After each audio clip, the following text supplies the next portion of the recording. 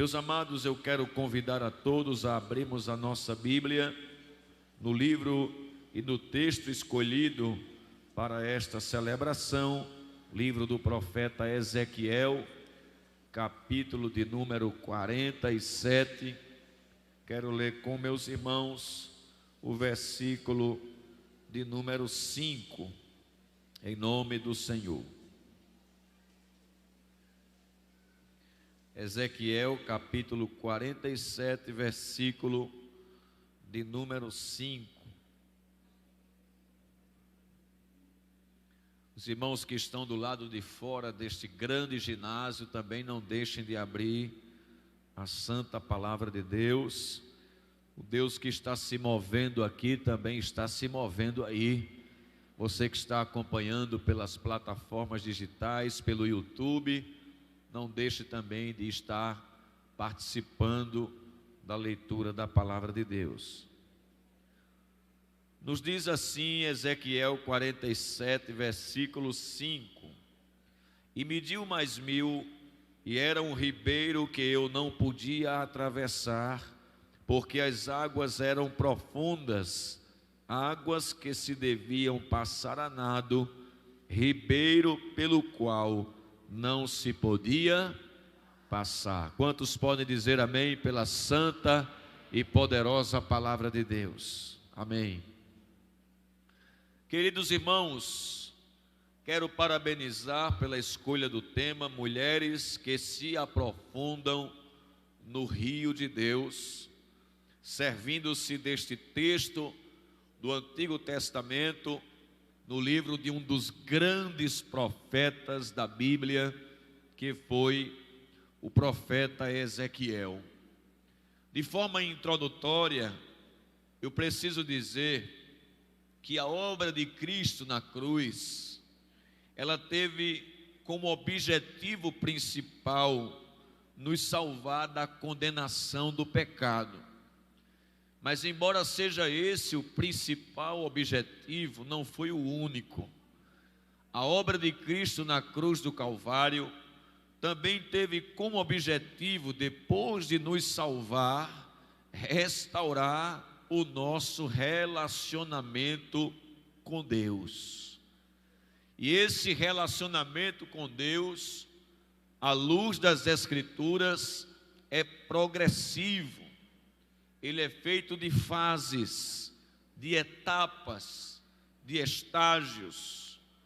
E neste encontro de mulheres, algo tem que ficar dentro da nossa mente e do nosso coração.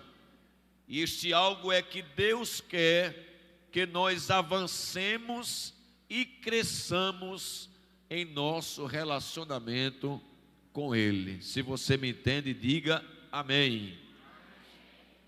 Aplicando esta verdade ao que vamos extrair do livro de Ezequiel, nós podemos perceber ao folhear as páginas deste livro, que um dos canais que Deus sempre se utilizou para comunicar a sua mensagem a Ezequiel foram as visões espirituais. Diga comigo, visões espirituais. As visões espirituais, elas estavam tão presentes na forma como Deus tratou com Ezequiel, que elas aparecem desde o seu chamamento até aos capítulos finais do seu livro, a saber, o capítulo 47 e o capítulo 48. Então, foi uma forma que Deus se utilizou para revelar as profundas coisas que Ele queria revelar a Ezequiel durante o seu ministério, que foi do ano 592 a 570, ou seja, um período de 23 anos. No início da visão dada a Ezequiel, especificamente a do capítulo 47 do seu livro, nós podemos conferir aqui ele narrando uma experiência espiritual que foi impactante para a sua vida. Ele nos fala de águas como já foi dito aqui, que fluíam, e que ele foi convidado a entrar dentro destas águas e chegar a um nível tal de mergulhar. Comparando a vida com Deus com uma pessoa que chega ao mar pela primeira vez, 3 reações possivelmente esta pessoa deve ter. Imagine quando você foi ao mar a primeira vez. Não sei quando criança ou quando jovem, eu já fui pré-adolescente. Não conheci o mar quando ainda era criança. Já vim conhecer quando era adolescente. E eu fiquei impactado com a visão daquela grandeza de águas na minha frente. E a gente pode perceber que 3 coisas, de 3 formas nós podemos reagir diante de uma imensidão de águas. Primeira forma, nós podemos ficar na margem só admirando, ficar na praia. Há quem pense que a praia é o mar, mas a praia é a região da areia. A primeira reação é ficar somente olhando para o mar, admirando o seu volume de águas, a sua beleza encantadora. A princípio, foi essa reação que Ezequiel teve no versículo 1, quando estava diante do templo e viu aquele rio fluindo. A segunda reação que se pode ter é de entrar nessas águas para se banhar. Foi a reação que eu tive depois de admirar o volume das águas do mar pela primeira vez. Eu não fiquei só admirando, eu desejei entrar, mas entrei com muita cautela, porque as águas são de alguma forma pavorosas, assombrosas. É diferente da água de piscina, que é represada, é mar aberto, não é isso? Ele tem uma força, o vento ajuda a água a saculejar de um lado para outro, mas eu entrei para me banhar. Só que o convite do Espírito Santo neste encontro de mulheres vai além disso. Ele quer que, além de nós admirarmos a grandeza de Deus, de nos banharmos nas suas revelações, o Espírito Santo está convidando a igreja de São Lourenço nestes dias para dizer: eu quero que vocês mergulhem. Não sei se alguém aqui já mergulhou com aquelas parafernálias de mergulho, né? Mas quem entra dentro do mar vai ver algo que quem está fora não vê.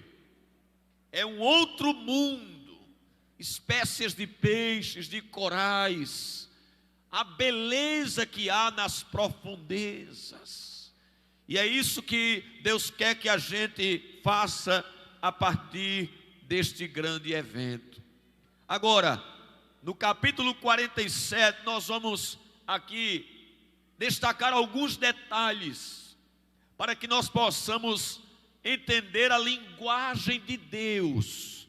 Deus tem uma linguagem, irmãos, e nós precisamos entender a linguagem de Deus. Ezequiel já estava aqui no final de seu ministério, podia ter pensado: já vi muita coisa, não preciso ir mais adiante, eu já vi Deus me teletransportar, porque no capítulo 8 Deus pega ele pelos cabelos e leva em Jerusalém em espírito. Era um homem de grandes experiências com Deus, mas eu descubro que a vida espiritual não é enjoativa, não é entediante, não é monótona. Deus sempre tem uma coisa nova para mostrar. Alguém aqui deseja as coisas novas de Deus para a sua vida, amados? Eu também.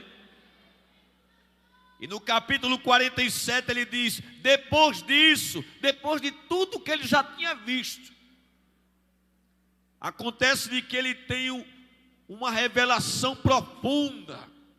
O texto diz: me fez voltar à entrada da casa. Casa aqui é o templo, amados. é a casa sagrada, é o que os judeus chamam de Beit Hamikdash, a casa sagrada. Ele é levado para a frente do templo, e quando chega naquele lugar, nesse templo que foi construído por Salomão, aonde Deus disse: estarão abertos os meus olhos e atentos meus ouvidos à oração que se fizer neste lugar. Esse templo que Jesus no Novo Testamento chamou de casa de meu Pai, casa de oração, foi para lá que ele foi. E diante desta casa, deste lugar santificado, onde Deus disse: estarão o meu coração e os meus olhos fixos, e o meu nome para sempre. Ele se depara diante da casa de Deus, a casa que, quando foi inaugurada por Salomão, ela se encheu da glória de Deus. E Deus entrou de uma forma tão poderosa que ele fez essa glória se tornar visível através de uma expressão muito usada entre os judeus, que é a Shekhinah, a glória visível. A glória invisível é chamada de Kavod, e a glória visível é chamada de Shekhinah. Ela entrou tão maciça no dia da inauguração, ela entrou tão pesada que os sacerdotes não tinham condições de entrar. Aí Deus está dizendo a Ezequiel: tu quer coisas novas? Então não te distancia do templo não, porque é no templo onde eu vou ministrar coisas grandes e firmes que tu não sabes.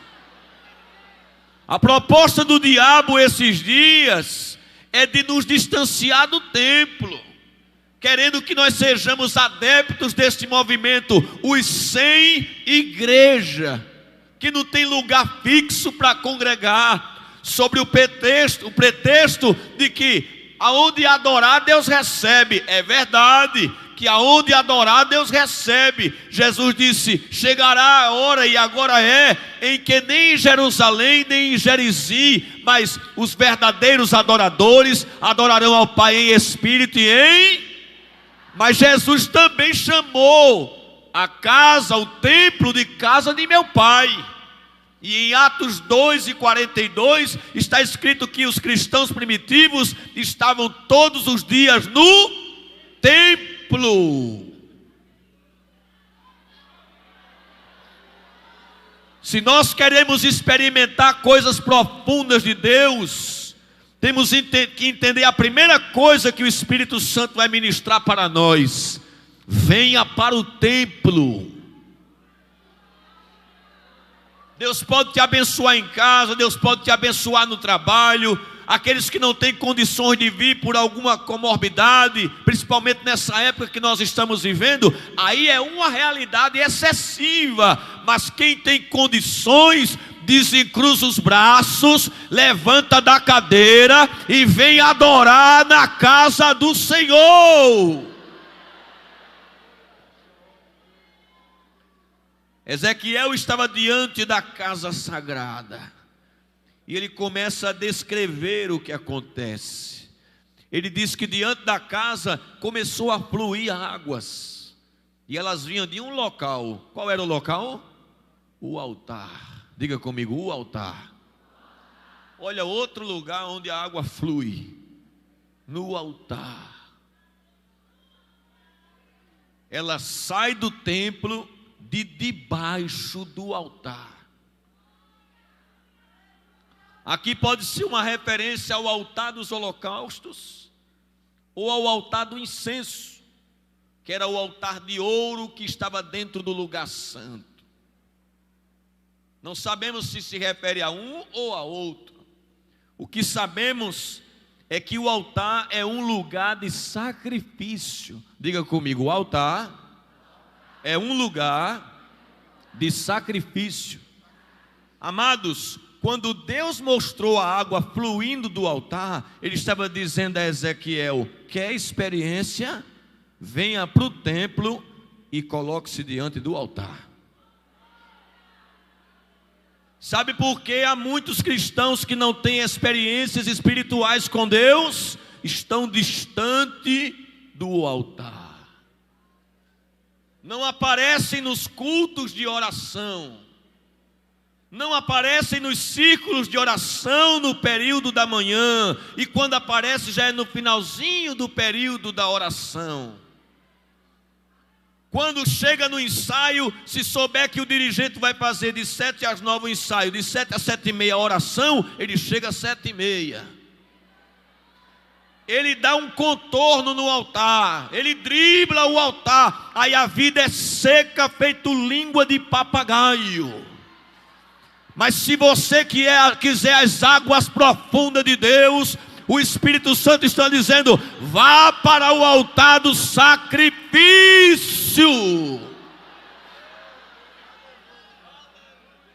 A gente ainda se banha.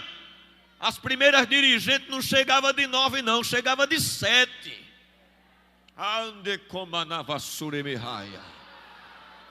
Agora o relatório de batismo com o Espírito Santo no final do ano era uma coisa tremenda, porque a água fluía. Eram mulheres que não tinham, me permita pastor, calo na língua não, elas tinham calo, era no joelho. E quem tem calo no joelho, toca o céu pelo lado de dentro.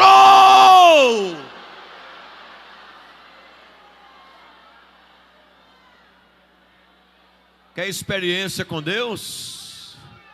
Desliga a televisão e vai para o altar. Quer experiência com Deus? Para de estar pendurado no Twitter, no Instagram, no Facebook. Vai dobrar teu joelho que a água está fluindo lá. Aleluia. Sacrifício. No Antigo Testamento era o animal que se levava para ser sacrificado. No Novo Testamento não é o animal não, é você, sou eu.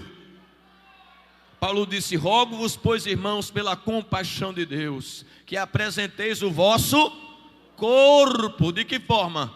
Em sacrifício vivo, viu? Não passa feita a igreja romana não, que beatifica depois que morre. Que santo é esse que só é santo depois que morre? Tem que ser santo vivo. Morto não faz mais nada mesmo. O verdadeiro sacrifício é estando vivo, dizendo: minha boca não chama palavrão, adora a Deus. Minhas mãos não servem para ser instrumento de iniquidade, serve para levantar e dar glória. Meus pés não vão para a mesa de bar, eles são apressados para ir para a casa do Senhor. Aleluia. Altar é lugar de sacrifício. É lá onde a gente esparrama o nosso ego. Pensa que Deus levanta o homem no púlpito, é? Deus levanta o homem no altar. Sabe onde é o pódio da vida cristã? Você sabe o que é o pódio? É aquela plataforma, né? Que o vencedor sobe. Sabe onde é o pódio da vida cristã? O altar. Se você está de pé, mas não tem altar, você está caído. Se você está caído, mas tem altar, você está de pé. Um dia eu disse assim a Deus: Deus, eu me sinto de pé quando estou de joelhos.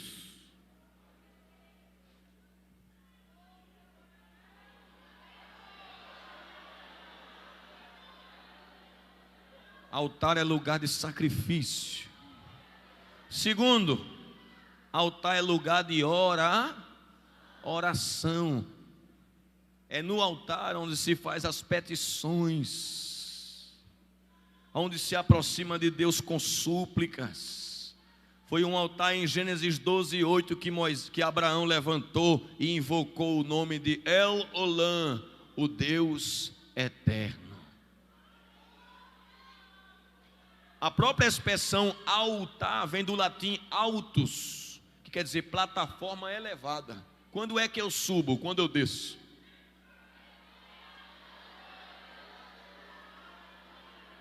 Quer subir?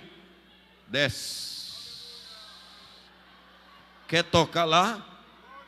Desce. Quanto mais desce, mais sobe. Quanto mais desce, mais sobe. Quanto mais desce, mais sobe. Quanto mais desce, mais sobe. Vamos encharcar o altar de Deus com as nossas orações. Vamos encharcar o altar de Deus com as nossas lágrimas. Chega de uma vida seca, pálida. Chega de um cristianismo superficial. É muito bom crescer em quantidade, mas é melhor crescer em qualidade. Um autor já dizia: o cristianismo atual é como um rio, cresce quilômetros somente de extensão, mas milímetros de profundidade. Não adianta crescer em extensão e não crescer em profundidade. Temos que ser crentes de altar, e eu estou me incluindo nisso. É culto de oração, é ciclo de oração, é o altar em casa. Porque tem coisa que é tão segredo de Deus, que Deus não vai fazer essa água fluir na frente de todo mundo, não. Ele vai fazer fluir no teu quarto sozinho. Tem coisa que Deus não vai dizer no meio da congregação para todo mundo ver que Ele tem na tua vida, não. Tem coisa que Ele vai encostar a boca no teu ouvido assim, ó, e vai dizer: isso aqui é só para gente, viu?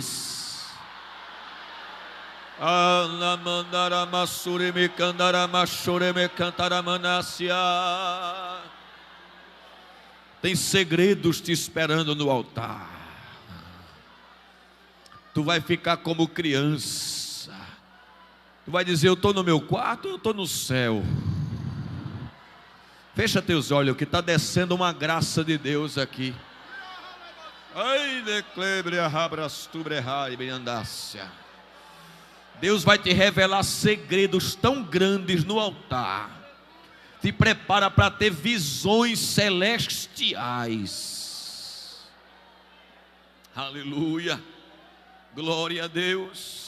A água fluía do altar da oração. Porque a igreja primitiva experimentou do poder dinâmico do Espírito Santo, porque era uma igreja de altar. Orou para substituir Judas. Esperou o Espírito Santo em oração. Em Atos 3 a Bíblia diz: e Pedro e João subiram à hora da oração. Em Atos 4, depois da perseguição, a Bíblia diz: e tendo eles orado, moveu-se o lugar em que estavam reunidos. E você sabe que esse moveu-se aí é um terremoto? Uma igreja que ora, ela causa um abalo no mundo físico e no mundo espiritual. Satanás que sai da frente. Uma igreja que ora, ele não chega nem perto. Aleluia. A igreja primitiva era uma igreja de oração. Quando prenderam Pedro, a igreja fazia contínua oração. Quando prenderam Paulo e Silas, perto da meia-noite, eles oravam e louvavam a Deus. Altar também é lugar de adoração. Era o lugar onde o adorador rendia louvores e adorava ao Senhor com a sua oferta. E a base da adoração é teocêntrica, ou seja, Deus está no centro. Celebrai com júbilo ao Senhor. Servi ao Senhor. Entrai pelas portas dele. A sua verdade estende-se de geração. Isso é que é um hino, onde Deus está no centro. A adoração não vai vir por hinos cantados em que Deus não está no centro. Que a roda grande vai passar por dentro da pequena. Primeiro que não pode. É a mesma coisa que dizer que homem vai engravidar. Homem pode engravidar? Então a grande não pode passar dentro da pequena, pode passar a pequena dentro da grande. Tem que ter hinos de adoração. O altar não é o lugar onde o hino é cantado para o homem. O altar é o lugar onde o servo se encontra com seu Senhor e glorifica o nome dele.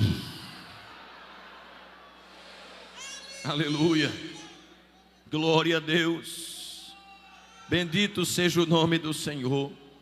Aí ele vê o templo, o altar e a água fluindo. De repente ele diz que aparece um homem. Versículo 3. Saiu aquele homem.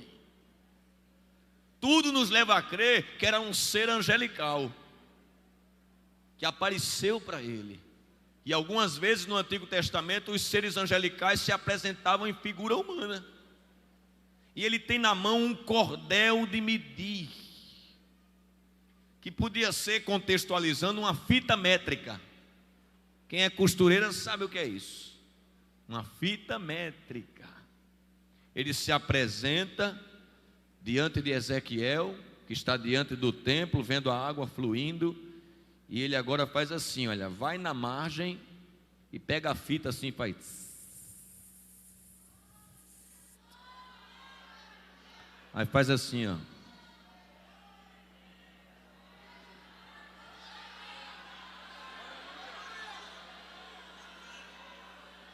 Agora veja que coisa tremenda. Essa expressão cordel de medir fala de uma corda muito fina, fina mesmo. Poderia ser até uma linha. É algo fino. Escute isso. A voz de Deus, a linguagem de Deus, não é todo mundo que entende, não, é coisa fina. Tem gente que não está entendendo nada, mas tem gente que diz, eu estou entendendo a linguagem. Eu sei quando ele está falando, não é? Jesus disse, as minhas ovelhas conhecem a minha voz. Às vezes ele fala num sentimento que a gente tem, às vezes ele fala numa percepção que a gente tem, às vezes ele fala num conselho, às vezes ele fala num abraço, às vezes ele fala na mensagem pregada, às vezes ele fala em sonho, às vezes ele fala em visão, às vezes ele fala em profecia. Aí tem que conhecer a linguagem, isso é fino. Aí diz que mediu 1000 côvados, diga comigo, 1000 côvados. Para a gente saber na nossa linguagem o que é 1000 côvados, é só dividir por 2, dá 500 metros, meio quilômetro. Ele mede da margem para dentro da água, meio quilômetro. Aí o texto diz assim, olha, e me fez passar, diga comigo, e me fez passar. Apesar do ser angelical medir e chamar, ele viu Ezequiel reticente. Eu entrar aí? Aí ele não entra só, o texto diz, me fez passar. Então o anjo parece que pegou aqui na mão dele e disse, sozinho tu não vai não, mas comigo tu vai. Não tenha medo do sobrenatural quando Deus começar a convidar você, não, porque Ele vai te chamar e vai te ajudar a ir acompanhando as etapas. Compreende? Ele vai te ajudando, vai te ajudando. Aí diz, e me fez passar pelas águas, águas que davam pelos artelhos, diga comigo, artelhos, calcanhar. Irmão, como é que a pessoa entra dentro de um rio, meio quilômetro e só molha o calcanhar? Que rio é esse? A dimensão deste rio, entrou 500 metros, quando olhou, pensou que a água já estava aqui, estava só molhando o calcanhar. Queridos, nós estamos falando de um Deus que não se pode calcular. Tem hora que o Espírito Santo pega a gente assim, leva a gente para algumas reflexões sobre Deus, né? E a gente se perde. Eu tenho hora que eu fico assim diante da Bíblia, eu digo, meu Senhor amado, eu não sei nem que tamanho eu fico, irmão. Eu desapareço diante dele. Um dia eu estava na cozinha da casa de meus pais, ainda solteiro, aí diante de um texto sagrado, o Espírito Santo começou iluminando o meu entendimento à luz da palavra, e eu me encolhi todinho assim, eu estava sozinho na cozinha, e entrou a presença de Deus assim dentro da cozinha. Isso aí é linguagem espiritual, só crente espiritual que sabe o que é o cordel de medir vai entender isso, né? Eu não via nada com os olhos físicos, mas eu percebia uma nuvem dentro da cozinha tomando o ambiente.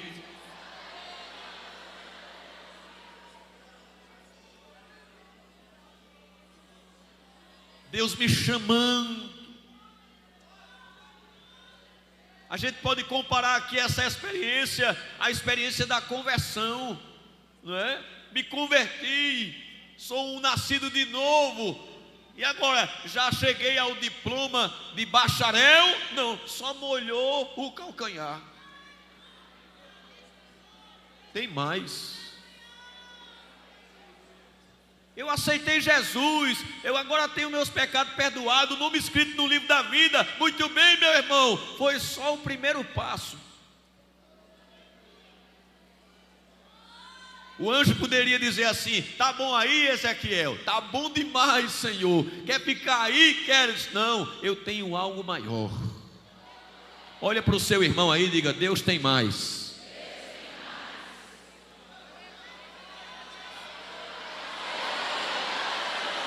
Não sou eu que digo não, é a palavra que diz assim, ó, e me deu mais. E me deu mais. Tá gostando, tá bonzinho, mas Deus tem mais. Deus tem mais. Deus tem mais. Deus tem mais. Deus tem mais. Deus tem mais. Deus tem mais. Deus tem mais. Aí aquele ser de novo, olha, mais 1000 côvados.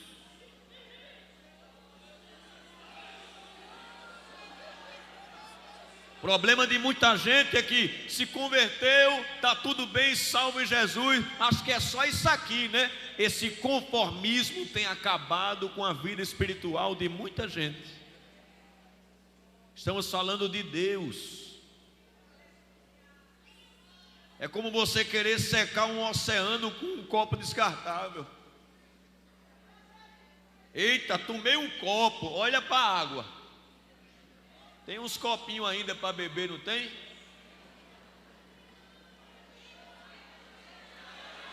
Deus diz assim para a gente: está enjoado? Está achando que é tudo? Eu tenho coisas maiores. Eu acabo de receber uma palavra profética aqui, vou liberar para todos nós. Uma nova etapa nesta igreja está surgindo a partir deste encontro de mulheres.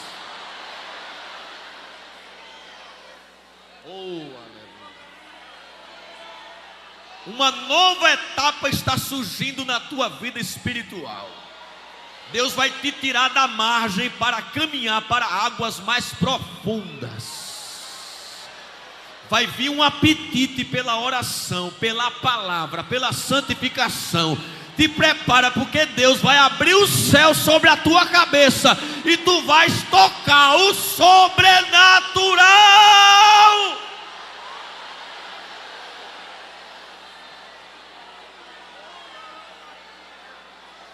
Fecha teus olhos. Deus vai te dar aí uma amostra agora do que Ele vai fazer nessa nova etapa que vai surgir.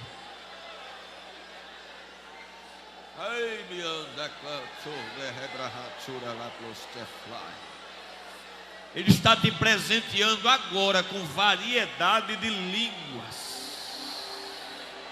Está descendo como uma língua de fogo assim sobre a tua cabeça, olha.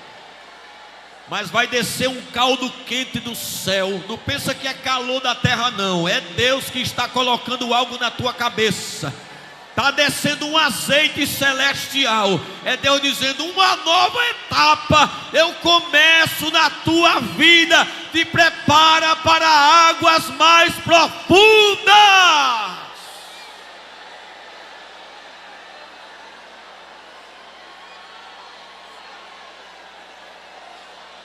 Tem uma mão branca na frente da tua boca. E ela vai tocar teus lábios agora e tu vai dar uma disparada. Ande comanabasuri me cantaramanaciarahai. Ele vai te dar cânticos espirituais.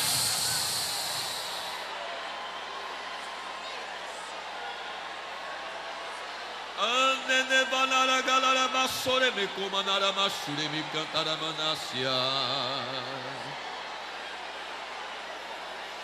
Eita, que coisa linda. Olha Jesus já tocando ali, ó.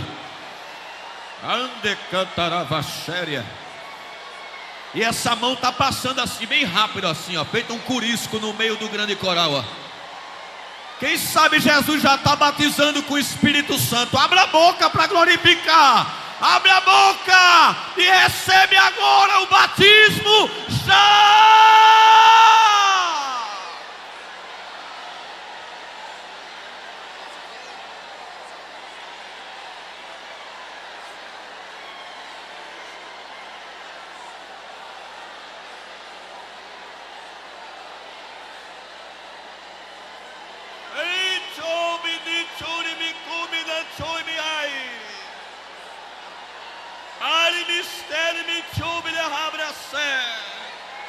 Eu estou abrindo teus olhos espirituais.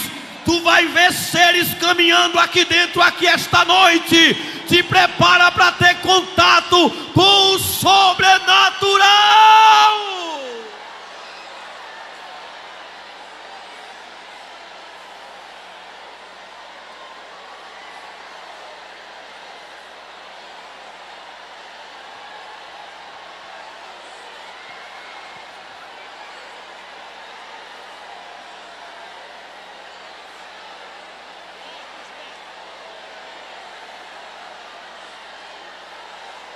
Está vindo idiomas diferentes aí, como tu nunca falaste. Eita, é uma chamada terrível que Deus vai desenrolar um rolo de mistério.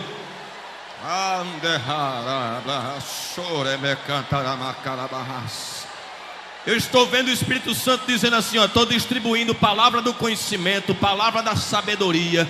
Eu vou te tomar numa unção tão grande que eu vou revelar o segredo dos outros. Tu serás tomada na palavra do conhecimento, de forma que ninguém vai conseguir ficar diante de ti sem ouvir os mistérios de Deus.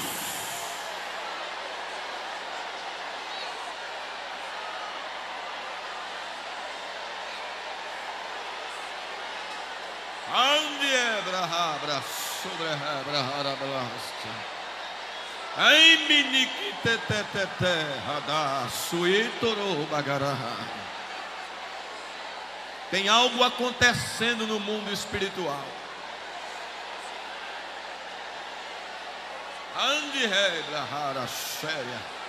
E tu me dissesse assim, Senhor, eu até quero ir, mas não tenho saúde. Hoje eu te dou um banho de saúde. Eu estou te cobrindo com saúde. Vou corrigir um monte de doença que tu tem. E vou te tomar com poder em São Lourenço da Mata.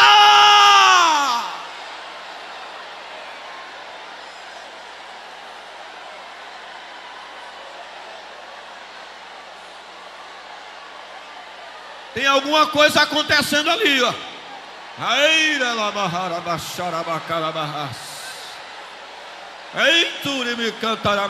É Jesus que já está batizando com o Espírito Santo.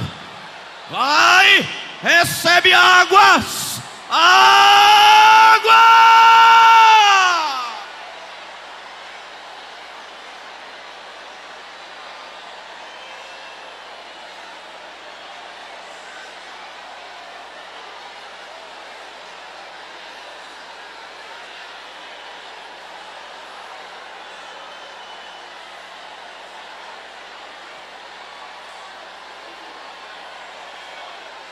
Meu Deus do céu. Ande cantaramana sure me cantaramana. Ei, chombre brahabrahai assé.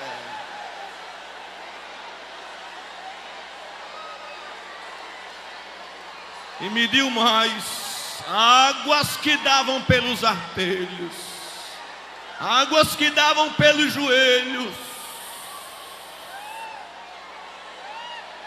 Sabe o que foi que eu descobri? Que a torneira de Deus é baixa. Diga comigo, a torneira de Deus é baixa. Ela não é assim não, ó. Ela é assim. Aí eu tenho que fazer o quê? Para ligar ela aqui, ó. Desce. A altura dela se alcança de joelhos. Eu tenho dito ao Senhor: chega de gotinha, chega de vapor. Eu quero a enxurrada para libertar essa geração da homossexualidade, para tirar elas das garras das drogas, para tirar do tráfico de drogas, para tirar da macumbaria, para tirar da feitiçaria, para dar um reviravolta nessa nação. Eu não posso ir com gotinha, eu tenho que ir pingando graça da cabeça até os pés. Eu tenho que ser feito dragão, botar fogo pela boca. Eu quero a graça.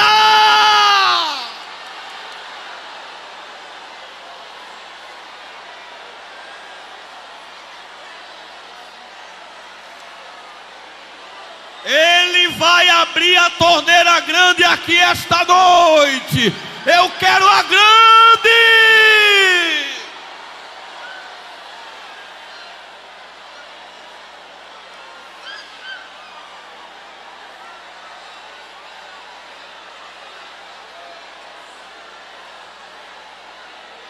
Com água nos pés a pessoa pode até correr, mas com água no joelho já fica assim, ó.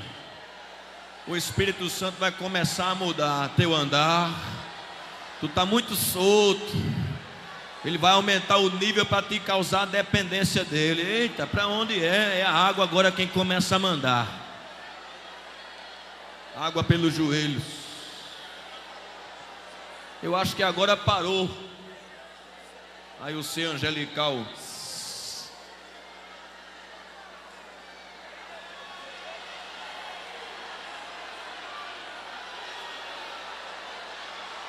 Eu pensei que agora eu estou batizado com o Espírito Santo, água pelos joelhos.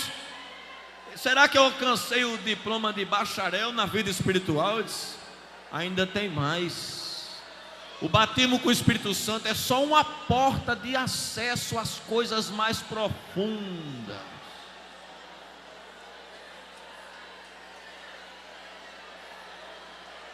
Esse é um defeito da igreja pentecostal. Focou tanto o batismo com o Espírito Santo que esqueceu os outros dons. A pessoa busca, é batizado, parou ali. Mas é só a porta que se abre. O discípulo batizado em Atos 2, mas começou depois, Atos 3, operação de maravilhas. Milagres extraordinários. Camarada botava Pedro dentro da cadeia, o anjo dizia, vou lá. Abria, dizia, saia. Ele dizia, não prega. No outro dia estava Pedro pregando. Açoitava Pedro, Pedro dizia, pode bater, mas eu não deixo de falar do que eu tenho visto e ouvido. E Pedro, que era o mais fraco,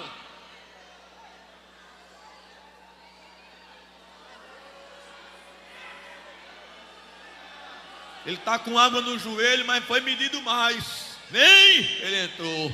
Quando ele entrou, aqui água pelos lombos. Lombo é essa parte aqui, ó, entre a cintura e as axilas.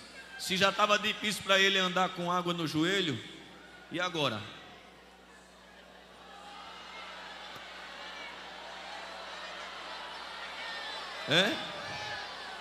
Vai ficar no domínio do Espírito. Aleluia. Senhor, está difícil de eu andar. Fica tocando com a pontinha do dedo no chão, né? Se ainda não está como eu quero, daqui a pouco eu vou levar para outra fase. Aleluia. Glória a Deus. Glória a Deus. Diga comigo, e mediu mais. E era um rio que eu não podia atravessar, porque as águas eram profundas. Eu tinha que passar como?